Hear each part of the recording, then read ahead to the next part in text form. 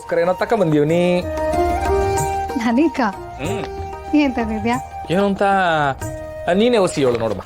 ಹಾಗಾದ್ರೆ 30-40 ಸೈಟ್ ಏನಾಗ್ತಿದ್ಯಾ? ಏನ್ ಪಾರು ಆಟೋನ್ ದೊಡ್ಡ ಸೈಟು ಇದ್ರೊಳಗೆ ಬರ್ತದ ಬ್ಯಾರೆ ಬ್ಯಾರೆ ಬೇರೆನಾ? ಹಾ 5 ಸೀಟರ್ ಕಾರ್ ಇದೆಯಾ? ಪಾರು ಇದ್ರೊಳಗೆ ಏನ್ ಸೇರ್ಕೊಳತ್ತೋ ಅಂತದ್ ಹೇಳು ಪಾರು. ಕಾರ್ ಅಂತೆ. ಹಾಗಾದ್ರೆ ನೆಕ್ಲೆಸ್ ಇದೆ. ನೆಕ್ಲೆಸಾ? ನಂಗೂ ತರೋಣ ಅಂತ ಆಸೆ ಐತೆ ಪಾರು, ಆದ್ರೆ ಏನ್ ಮಾಡಮ್ಮ, ನಂಗೆ ಆಟೋನ್ ಶಕ್ತಿ ಇಲ್ಲ.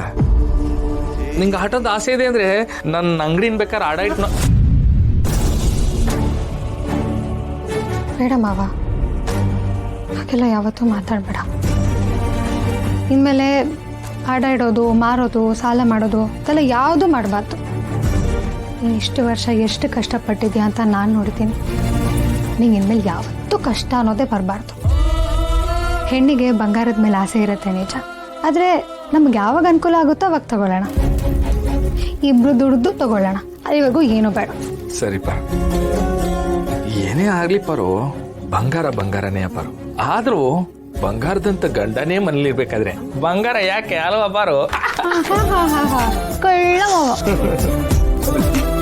ಪಾರು, ನಂಗೂ ನಿನ್ನ ಸಂದಾಗ ನೋಡ್ಕೋಬೇಕು, ಮಹಾರಾಣಿ ತರ ನೋಡ್ಕೋಬೇಕು ಅಂತೆಲ್ಲ ಬಹು ಆಸೆ. ಆಗ್ಲಿ, ಮುಂದೊಂದ್ ದಿನ ಅದನ್ನೂ ಮಾಡ್ತೀನಿ. ಅವಾಗ ನಿಂಗೆ ನಾನು ಕೆಜಿ ಗಟ್ಲೆ ಬಂಗಾರ ಹಾಕ್ತೀನಿ. ಅಯ್ಯೋ ಮಾವ, ಅದೆಲ್ಲ ನಂಗೆ ಏನೂ ಬೇಡ. ನಿಜವಾಗ್ಲೂ ನೀನೇ ನನ್ನ ಬಂಗಾರ. ಇದೆಲ್ಲ ಸರಿ, ಮೊದಲು ಕವರಲ್ಲಿ ಏನಿದೆ ಅದನ್ನ ಹೇಳು. ಅಂದ ಸಿಗ್ಲಿಲ್ವಾ ನಿಂಗೆ? ಸರಿ ಬಿಡು, ನಾನೇ ಹೇಳ್ತೀನಿ. ಇದು ನಿಂಗೋಸ್ಕರ ಗ್ಲೌಜ್ ತಕ್ಕ ಬಂದೀವ್ನಿ. ಗ್ಲೌಸ್ ಅಲ್ಲ ಅದು, ಗಲೀಜಾಗಿ ಹೇಳ್ಬೇಡ, ಗ್ಲೌಸ್ ಅನ್ಬೇಕು. ಹಾ ಅದೇ ಗ್ಲೌಜು ಹೇಳ್ಬಿಟ್ಟು ಒಳ್ಳೆ ತರದ್ನ ತರ್ಸಿವ್ನಿ. ನಿಂಗೆ ನೀ ಅಲರ್ಜಿ ಎಲ್ಲ ಹಾಕಿ ಸರಿನಾ? ತಕ್ಕ ಸ್ವೀಟ್. ನೋಡು ಹೆಂಗೈತೆ ನೋಡು.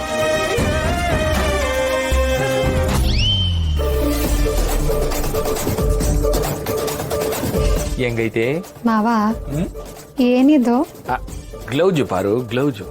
ನಿಂಗೆ ಇಷ್ಟ ಆದ್ರೆ ಹೇಳು, ಇನ್ನೊಂದು 4 ಪೀಸ್ ತರಿಸ್ತೀನಿ. ಸ್ವಲ್ಪ ತಿರುಗ್ ನೋಡಿ ಸ್ವಾಮಿ. ಅಷ್ಟೊಂದು ಇಷ್ಟ ಆಗೋಯ್ತಾ?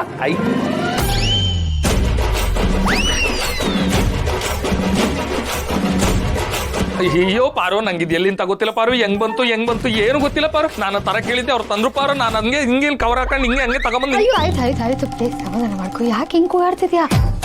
ಆಯ್ತು, ನೀನ್ ಇದನ್ನ ಯಾರಿಗೆ ತರಕ್ ಹೇಳಿದ್ದೆ ಅದನ್ನ ಹೇಳಿ ಮೊದ್ಲು. ಅದು ನೀನ್ ನನ್ನ ಅಪಾರ್ಥ ಮಾಡ್ಕೊಂಡ್ಬಿಡ್ತೀಯ ಅಂತ ಬಂದ್ಬಿಡ್ತು. ಅಲ್ಲ ಬೇಕಾದ್ರೆ ನನ್ನ ಮಕ್ಕಳು ಗೋಡಂಬಿ ಗೊರಕೆಗೆ ಹೇಳಿದ್ದೆ, ಈ ನನ್ನ ಮಕ್ಕಳಿಗೆ ಒಂದ್ 2 ಪೀಸ್ ಗ್ಲೌಸ್ ತಗೋಬಾ ಅಂದ್ರೆ 2 ಪೀಸ್ ಬ್ಲೌಸ್ ತಕ ಬಂದವರಲ್ಲ ಈ ನನ್ನ ಮಕ್ಕಳನ್ನ.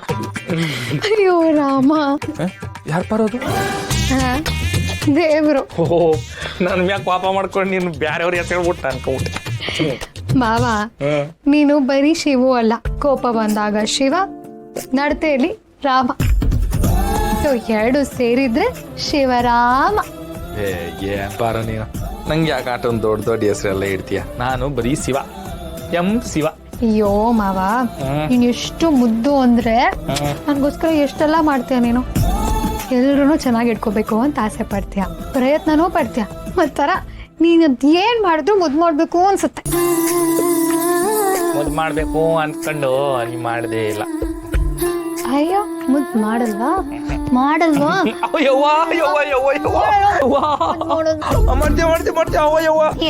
ಕಿಚ್ಬಾರ್ದು, ಕೈ ಕಟ್ಟು, ಕೈ ಮುಚ್ಚು.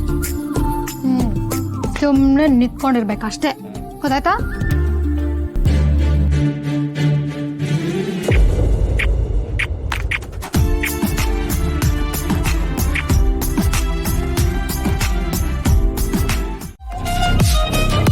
ರೀ, ಇದೊಂದು ಹುಕ್ ಹಾಕಕ್ಕೆ ಕಷ್ಟ ಆಗ್ತದೆ, ನೀವು ಹಾಕ್ತೀರಾ? ಸರಿ ರತ್ನ.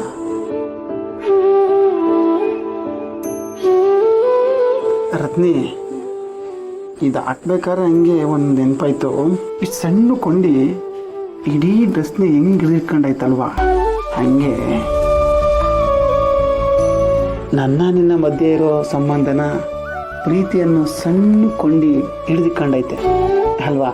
ಅಪ್ಪ, ಕವಿ ಆಗ್ಬಿಟ್ರ ನನ್ ಗಂಡ? ಕವಿ ಥರನೇ ಆಡಿ ಆಡಿ ಆಡಿ ಕೋವಿ ಹಿಡ್ಕೊಂಡು ನೀನು ಸುಡ್ಲಿಲ್ಲ ಅಂದರೆ ನಮ್ಮಪ್ಪನ ಮಗನೇ ಅಲ್ಲ ಅನ್ಕ.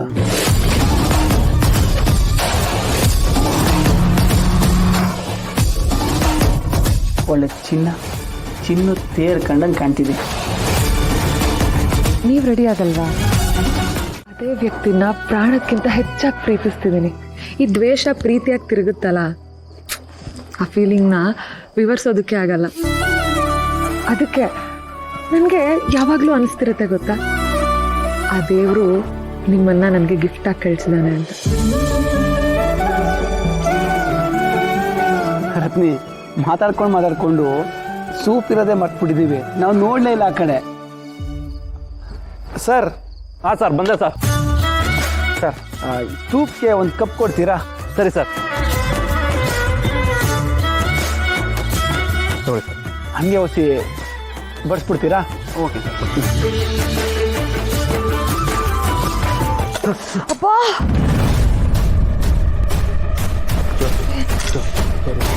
ಅಯ್ಯೋ ಅಣ್ಣ, ಏನೂ ಆಗಿಲ್ಲ.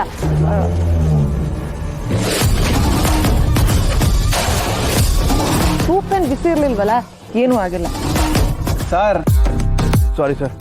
ಏನಾಗಿಲ್ಲ ಬಿಡಿ, ಹೆದರ್ಕೋಬೇಡಿ. Sorry sir, sorry madam.